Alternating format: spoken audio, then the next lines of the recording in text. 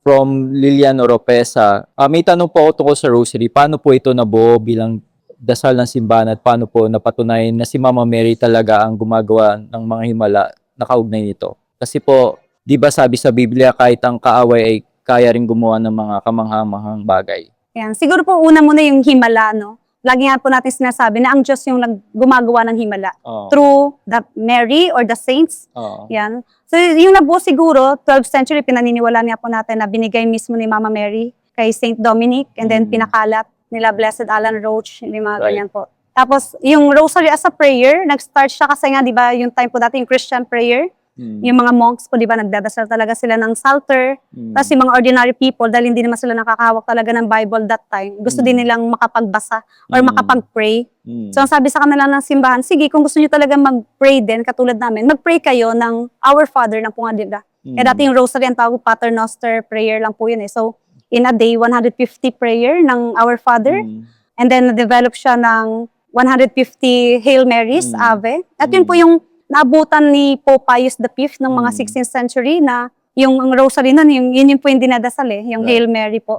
Hanggang sa na-develop nga na ginawa siya in mysteries, groupings po siya, na doon po pinagdinilayan natin yung buong buhay ni Jesus kasama ng mahal na Birheng Maria. At yun nga po yung kailangan natin i-clear doon na pag nagdadasal tayo ng rosary, hindi ito para lang kay Mama Mary, kundi ito yung pag-sentro kay Jesus kasama ni Maria. Amen. Kasi kung sabi ko nga po, kung memorize natin yung mga misteryo ng Santo Rosario, para ka na rin nagbasa ng gospel eh. Yeah. Di ba makikwento mo na siya lahat? Tama. At doon makikita natin na si Mama Mary, nandun siya sa bawat yugto ng buhay ni Jesus. At 2 parts nga lang doon yung halos masasabi nating reward sa kanya ng Diyos, na dahil naging siya yung pinaka-perfect disciple, siya yung maging perfect model ng pagiging Kristiyano, binigay sa kanya yung reward na to na, di ba, the Assumption and yung coronation sa kanya bilang Queen of Heaven and Earth. At makikita natin na yung maraming mga pamamagitan or intercession si Mama Mary, miraculous intercession through the Holy Rosary. At ito nga, makikita natin yung sa Lepanto, di ba? Sabi nga kahit ng mga historians, di ba, na kung hindi dahil sa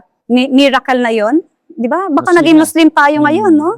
At pinagpapasalamat dapat natin sa simbahang Katolik kasi talaga yung simbahan, yung bumuo, di ba, ng yung mga kingdoms, no, na nag-aaway-aaway sila that time, pero isa-isang sabi lang ng Santo Papa, di ba, sumunod sila.